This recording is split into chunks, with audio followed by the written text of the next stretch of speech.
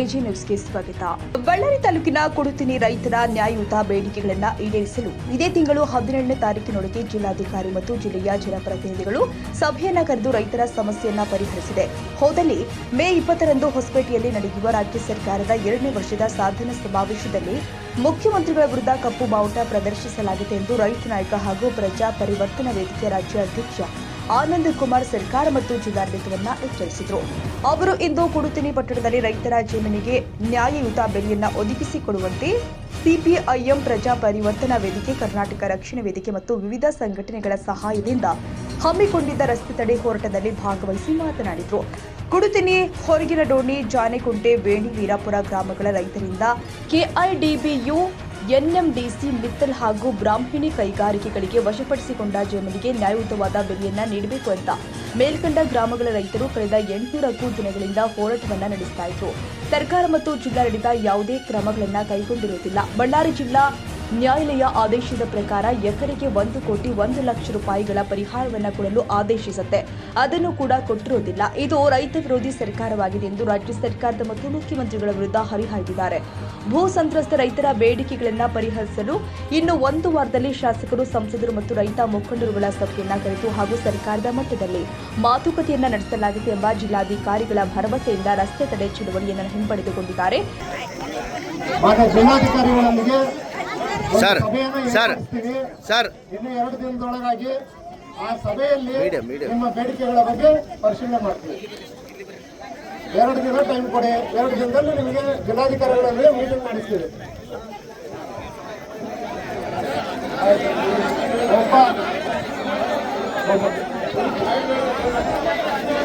ಒಬ್ಬ ದಂಡಾಧಿಕಾರಿಯಾಗಿ ಹೇಳ್ತಾ ಇದ್ದೀನಿ, ಇದು ನಾನು ಹೇಳ್ತಿರೋದು ಸತ್ಯ. ಅದು ನಡೆಯುತ್ತೆ ಮೀಟಿಂಗು. 2 ದಿನ ಟೈಮ್ ಕೊಡಿ. ನೀವು ಮಂಗಳವಾರದೊಳಗಾಗಿ ನಾನು ಮೀಟಿಂಗ್ ಏರ್ಪಡಿಸಿಕೊಡ್ತೀನಿ. ಈಗ ಸುಮಾರು 869 ದಿನದಿಂದ ಏನು ರೈತರು ಕುಡಿತಿನಿಯಲ್ಲಿ ಭೂಮಿ ಕಳ್ಕೊಂಡು, ಅಂದರೆ ಕಾರ್ಖಾನೆಗಳಿಗೆ ಭೂಮಿಯನ್ನು ಕೊಟ್ಟು ನಮಗೆ ಕಾರ್ಖಾನೆ ಆಗುತ್ತೆ ಅನ್ನೋ ಒಂದು ಆಸೆ ಮೇಲೆ ಒಂದು 5 ವರ್ಷ ವೇಟ್ ಮಾಡಿದರು. ಆದರೂ ಕೂಡ ಕಾರ್ಖಾನೆ ಅವರು ಸ್ವಾಧೀನಪಡಿಸ್ಕೊಳ್ಳೋಂಥ ಟೈಮಲ್ಲಿ ಅದಕ್ಕೆ ಅವರೇ ನಿರ್ಧಾರ ಮಾಡಿ ಮಾನ್ಯ ಡಿ ಸಿ ಅವರು ಹಾಗೂ ಸರ್ಕಾರನೇ ಇದಕ್ಕೆ ಒಂದು ರೇಟ್ ಅಂತೇಳಿ ನಿಗದಿಪಡಿಸಿ ಅವತ್ತಿನ ದಿನವೇ ರೈತರಿಗೆ ಮೋಸ ಮಾಡಿ ಆ ಹಣನ ಡೈರೆಕ್ಟ್ ಅವ್ರ ಅಕೌಂಟಿಗೆ ಕೊಡಿಸಿ, ನೀವು ಈ ದುಡ್ಡು ತಗೊಳ್ಳದಿದ್ದಂಥ ಪಕ್ಷದಲ್ಲಿ ನೀವು ತಗೊಂಡ್ರೂ ಇದ್ರೂ ಈ ಪಾಣಿ ಆಟೋಮೆಟಿಕ್ಕಾಗಿ KIDB ಸಂಸ್ಥೆಗೆ ಹೋಗುತ್ತೆ ಅಂತೇಳಿ ಅವತ್ತೇನು ಎದುರಿಸಿ ರೈತರನ್ನ ಮೋಸ ಮಾಡಿ ಅವತ್ತು ಅವ್ರ ಪಾಣಿಗಳನ್ನು ಏನು ವಶಪಡಿಸ್ಕೊಂಡಿದ್ದೀರಿ, ಇವತ್ತು ರೈತರು ಆ ವಿಷಯದಲ್ಲೇ ಪರದಾಡ್ತಿದ್ದಾರೆ. ಇವತ್ತು ನಮಗೆ ಅನ್ಯಾಯ ಆಗೈತೆ, ಆ ರೇಟ್ ಅವತ್ತೇನು ಮೋಸ ಆಗಿದೆ ಅದನ್ನು ಸರಿಪಡಿಸಿ ಕೊಡಿ ಅಂತೇಳಿ 15 ವರ್ಷದಿಂದ ಈ ಹೋರಾಟ ಚಳವಳಿ ನಡೀತಾ ಇದೆ. ಇವತ್ತಿಗಾದರೂ ಕೂಡ ನ್ಯಾಯ ಸಿಗ್ತಾ ಇಲ್ಲ. ಇವತ್ತು ತೀವ್ರ ಮಟ್ಟದಲ್ಲಿ ನಾವು ಕುಡಿತಿನಿ ಬಂದ್ ಮಾಡಿದ್ದಾಯಿತು, ಬೆಂಗಳೂರು ಚಲೋ ಆಯಿತು, ಬೆಂಗಳೂರು ಪಾದಯಾತ್ರೆ ಆಯಿತು, ಬಳ್ಳಾರಿ ಬಂದ ಆಯಿತು, ಎಲ್ಲವನ್ನೂ ಆದರೂ ಕೂಡ ಇನ್ನೂ ಸರ್ಕಾರ ಗಮನಿಸ್ತಾ ಇಲ್ಲ ಕಡೆಗೆ. ಅದಕ್ಕೋಸ್ಕರ ಇವತ್ತೇನು NH63 Ballari to Gutti to Dharwad ರಸ್ತೆ ಏನಿದೆ ಅದನ್ನು ನಾವು ಬಂದ್ ಮಾಡಬೇಕಂತೇಳಿ ಇವತ್ತು ತೀರ್ಮಾನ ತಗೊಂಡಿದ್ರೆ ಮಾನ್ಯ ಈ ಜಿಲ್ಲಾ ಸಂಬಂಧಿಸಿದಂಥ SP-ಗಳು, ಪೊಲೀಸ್ ಅಧಿಕಾರಿಗಳು ಎಲ್ಲರೂ ನಮ್ಮನ್ನು ತಡೆದು ನಮಗೆ ಅವಕಾಶ ಕೊಡದೇನೆ, ನಮಗೆ ರಸ್ತೆ ಬಂದ್ ಮಾಡಲಿಕ್ಕೆ ಅವಕಾಶ ಕೊಡದೇನೆ ಇವತ್ತು ತಡೆದಿದ್ದಾರೆ. ಇದಕ್ಕೆ ಸಂಬಂಧಿಸಿದಂತೆ DC ಸಾಹೇಬರು ಅವರು ಕಡೆ AC ಸಾಹೇಬರನ್ನ ಇವತ್ತು ಕಳಿಸಿ ಇದಕ್ಕೆ ಒಂದು ತೀರ್ಮಾನ ತಗೊಳ್ಳಲಾಗಿತ್ತು. ಅದು ಏನು ತೀರ್ಮಾನ ಅಂತಂದರೆ, ಇವತ್ತು ಏನಾಗುತ್ತೆ, ಇವತ್ತು ಬಂದಂಥ ಕಾರಣ ಏನಪ್ಪ ಅಂದ್ರೆ 20ನೇ ತಾರೀಕು ದಿನ ಮಾನ್ಯ ಸಿದ್ದರಾಮಯ್ಯ ಸಾಹೇಬರು ಹೊಸಪೇಟೆಗೆ ಬರ್ತಿದ್ದಾರೆ. ದಯವಿಟ್ಟು ನಿಮಗೆ 18ನೇ ತಾರೀಕಾಗಲಿ 19ನೇ ತಾರೀಕಾಗಲಿ ನಾವು ನಿಮ್ಮ ಕಡೆ ಮಾತಾಡಲಿಕ್ಕೆ ಎಲ್ಲ ರೈತರು ಹಾಗೂ ಸರ್ಕಾರ ಮಾತಾಡಲಿಕ್ಕೆ ವ್ಯವಸ್ಥೆ ಮಾಡಿಕೊಡ್ತೀವಿ ಅಂತೇಳಿ ಮಾನ್ಯ ಜಿಲ್ಲಾಧಿಕಾರಿಗಳು ಫೋನ್ ಮುಖಾಂತರ ಹೇಳಿದರು.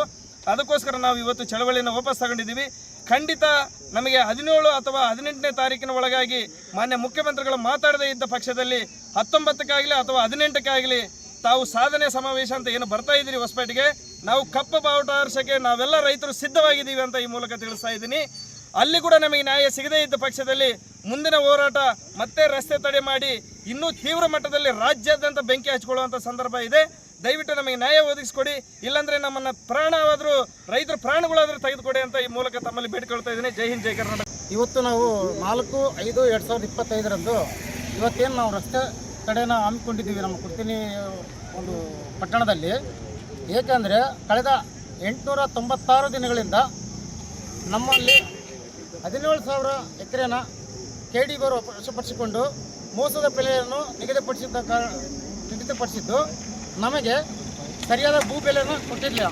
ಆದ್ದರಿಂದ ಮಾನ್ಯ ಉಚ್ಚ ನ್ಯಾಯಾಲಯದಲ್ಲಿ ಮತ್ತು ಸುಪ್ರೀಂ ಕೋರ್ಟ್ ಆದೇಶದಲ್ಲಿ ಈ ದಿನ 37 ಲಕ್ಷ ಪರಿಹಾರ ಕೊಡುವಂತೆ ಆದೇಶವಿದ್ದರೂ ಕೊನೆಗೆ ಇವರು ನೆಗ್ಲಿಜೆನ್ಸ್ ಮಾಡಿದ್ದಾರೆ. ಈ ಸಂಬಂಧವಾಗಿ ಸ್ಥಳೀಯ ಶಾಸಕರು, ಸಂಸದರು ಮತ್ತು ಇವರು CM ಅವರು ಕೂಡ ಹಲವಾರು ನಮ್ಮ ಒಂದು ಪ್ರತಿಭಟನಾ ಸ್ಥಳಕ್ಕೆ ಬಂದು ಇವರು ಆಶ್ವಾಸನೆ ಕೊಟ್ಟಿದ್ದಾರೆ, ನಾವು ಮಾಡಿಕೊಡ್ತೀವಿ ಅಂತ. ಸುಪ್ರೀಂ ಕೋರ್ಟ್ ಆದೇಶ ಅನುಸಾರ ನಾವು ಮಾಡಿಕೊಡ್ತೀವಿ ಅಂತ ಆಶ್ವಾಸನೆ ಕೊಟ್ಟು, ಸುಳ್ಳು ಆಶ್ವಾಸನೆ ಕೊಟ್ಟು ಈ ದಿನವರೆಗೆ ಪ್ರತಿಭಟನಾ ಸ್ಥಳಕ್ಕೆ ಬಂದಿಲ್ಲ. ಯಾವುದೇ ಸರ್ಕಾರಗಳು ಕೂಡ ನಮಗೆ ಮಾನ್ಯ ಜಿಲ್ಲಾಧಿಕಾರಿಗಳಾಗಲಿ ಬರೀ ಮಾತುಕತೆಗೆ ಕರ್ತಾ ಇದ್ದರೆ, ಇದುವರೆಗೆ ಬರೀ ಮಾತುಕತೆ ಕರ್ತೀವಿ ಅಂತೇಳಿ ಯಾವುದೇ ಪ್ರೊಸೀಡಿಂಗು ಕೊಟ್ಟಿಲ್ಲ. ಆದ್ದರಿಂದ ಇವತ್ತು ನಾವು ಉಗ್ರವಾದ ಒಂದು ರಸ್ತೆ ತಡೆ ಹೋರಾಟವನ್ನು ಹಮ್ಮಿಕೊಂಡಿದ್ವಿ. ಇವತ್ತು ನಮ್ಮ ಪ್ರತಿಭಟನಾ ಸ್ಥಳದಿಂದ ಬೈಪಾಸ್ ರಸ್ತೆ ತಡೆಯನ್ನು ನಾವು ಹೋದಾಗ ಇಲ್ಲಿನ ಅಧಿಕಾರಿಗಳು ಮಾನ್ಯ AC ಸಾಹೇಬರು ಮತ್ತು ಮಾನ್ಯ DSP ಸಾಹೇಬರು ಅಡಿಷನಲ್ SP ಸಾಹೇಬರು ಬಂದು ತಡೆಗಟ್ಟಿ ನಿಮ್ಮ ಒಂದು ಭರವಸೆಗಳನ್ನು ನಮ್ಮ ಜಿಲ್ಲಾಧಿಕಾರಿಗಳ ಮುಖಾಂತರ 2 ದಿನ ಅಥವಾ 3 ದಿನಗಳಲ್ಲಿ ಮಾನ್ಯ ಸರ್ಕಾರದ ಜೊತೆಗೆ ಒಂದು ಮಾತನಾಡಲಿಕ್ಕೆ ನಿಮಗೆ ನಾವು ಡೇಟ್ ಫಿಕ್ಸ್ ಮಾಡಿ ನೋಟಿಸ್ ಕೊಡ್ತೀವಂತ ಒಂದು ಭರವಸೆಯನ್ನು ಕೊಟ್ಟಿದ್ದಾರೆ. ಇದು ಏನಾದರೂ ಸುಳ್ಳಾದರೆ ನಾವು ಸಭೆಯಲ್ಲಿ ತೀರ್ಮಾನ ತೊಗೊಂಡಿದ್ದೀವಿ. ಮುಂದಿನ ದಿನಗಳಲ್ಲಿ ಏನು ಸಾಧನಾ ಸಮಾವೇಶಕ್ಕೆ ಮಾನ್ಯ CM ಸಾಹೇಬರು ಬರ್ತಾ ಇದ್ದಾರೆ, ಆ ಒಂದು ಅವರೇನು ಸಾಧನೆ ಮಾಡ್ತಿದ್ದೀವಿ ಅಂತ ಹೇಳ್ತಿದ್ದಾರಲ್ಲ, ಅವತ್ತಿನ ದಿನ ನಾವು ಇವರೇನಾದರೂ ನಮ್ಮ ಡೇಟ್ ಫಿಕ್ಸ್ ಮಾಡಿ ಸಮಸ್ಯೆನ ಬಗೆಹರಿಸಿಲ್ಲ ಅಂದರೆ ಅವತ್ತಿನ ದಿನ ನಾವು ಪಾದಯಾತ್ರೆ ಮುಖಾಂತರ ಮತ್ತು ಬೈಕ್ ರ್ಯಾಲಿ ಮುಖಾಂತರ ಸುಮಾರು ಸಾವಿರ ಗಟ್ಟಲೆ ಇಲ್ಲಿನ ರೈತರು ಮತ್ತು ಸಂಘಟನೆಗಳು ಎಲ್ಲ ಜನರು ಸೇರಿಕೊಂಡು ಅಲ್ಲಿ ಸಿದ್ದರಾಮಯ್ಯವರ ವಿರುದ್ಧ ಹೊಸಪೇಟೆಯಲ್ಲಿ ಸಾಧನಾ ಸಮಾವೇಶಕ್ಕೆ ಬರ್ತಕ್ಕಂಥ ಮಾನ್ಯ ಮುಖ್ಯಮಂತ್ರಿಗಳಾಗಿರ್ತಕ್ಕಂಥ ಸಿದ್ದರಾಮಯ್ಯವರ ವಿರುದ್ಧ ಕಪ್ಪು ಪಠ್ಯವನ್ನು ನಾವು ಪ್ರದರ್ಶನ ಮಾಡ್ತಿದ್ದೇವೆ. ಹಾಗೂ ಈ ಒಂದು ಹೋರಾಟವನ್ನು ನಮಗೆ ನ್ಯಾಯಯುತವಾದ ಬೇಡಿಕೆಗಳು ಹಾಗೂ ಒಂದು ಪರಿಹಾರವನ್ನು ನೀಡಿದ ಪಕ್ಷದಲ್ಲಿ ಇಡೀ ರಾಜ್ಯಾದ್ಯಂತ ನಮ್ಮ ಎಲ್ಲ ಸಂಘಟನೆ, ದಲಿತ ಪರ ಸಂಘಟನೆಗಳು ಮತ್ತು ಎಲ್ಲ ಸಂಘಟನೆ ಮುಖಾಂತರ ಉಗ್ರವಾದ ಹೋರಾಟವನ್ನು ನಾವು ಬಳ್ಳಾರಿಯಿಂದ ಬೆಂಗಳೂರಿಗೆ ಆಗಲೂ ವಿಧಾನಸೌಧಕ್ಕೆ ಕೂಡ ಮುಖ್ಯ ಹಾಕುವಂಥ ಕೆಲಸ ನಾವು ಮಾಡ್ತಿದ್ದೇವೆ ಅಂತ ಈ ಮೂಲಕ ಹೇಳ್ತಿದ್ದೇನೆ. ಈ ಸಂದರ್ಭದಲ್ಲಿ CPIM ಪಕ್ಷದ ರಾಜ್ಯ ಮುಖಂಡರು ಆದ ಯು ಬಸವರಾಜ್, ಪ್ರಾಂತೀಯ ರೈತ ಸಂಘದ VS ಶಿವಶಂಕರ್, ಹೋರಾಟಗಾರರು ಆದ ಸತಿಬಾಬು, ಕರ್ನಾಟಕ ರಕ್ಷಣಾ ವೇದಿಕೆ ಸಂಪತ್ ಕುಮಾರ್, ರೈತರು ಆದ ಶ್ರೀಕಾಂತ್ ಸೇರಿದಂತೆ ನೂರಾರು ಜನ ರೈತರು ಈ ರಸ್ತೆ ತಡೆ ಚಳವಳಿಯಲ್ಲಿ ಭಾಗವಹಿಸಿದ್ದರು. ಪೊಲೀಸ್ ಇಲಾಖೆಯ DYSP, ASP, PSY ಸೇರಿದಂತೆ ಹಲವು ಜನ ಪೊಲೀಸರು ಸೂಕ್ತ ಬಂದೋಬಸ್ತ್ ಕಲ್ಪಿಸಿದರು. ಕನ್ನಡಿಗರ ಮೆಚ್ಚಿನ ನಿಮ್ಮ AJ 24/7 ನ್ಯೂಸ್ ಕನ್ನಡ ವಾಹಿನಿ ಇದೀಗ ಟಿವಿಯಲ್ಲಿ ಲಭ್ಯ. ವೇಳೆ ನೋಟಿಸ್ ಕೊಟ್ಟಿದ್ರೆ ವಾಪಸ್ ತಗೋತೀವಿ. ಇವತ್ತು ವಕ್ಫ್ ಪ್ರಾಪರ್ಟಿ ಅಂತೇಳಿ ಬರ್ತದೆ ಅಂತ ಹೇಳಿದ್ರೆ ರೈತರು ಬೀದಿಗೆ ಬಂದು ಏನ್ ಮಾಡ್ಬೇಕಾಗತ್ತೆ? ಯಾರು ವೋಟ್ ಹಾಕಲಿಲ್ಲ ಅಂದ್ರೆ ಗ್ಯಾರಂಟಿನೆಲ್ಲ ಸ್ಟಾಪ್ ಮಾಡ್ಬಿಡ್ತೀವಿ.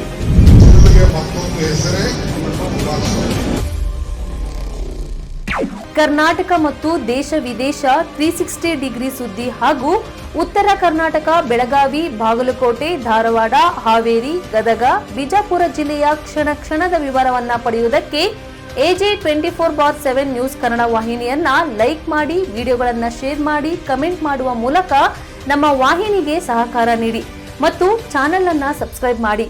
ಧನ್ಯವಾದಗಳು.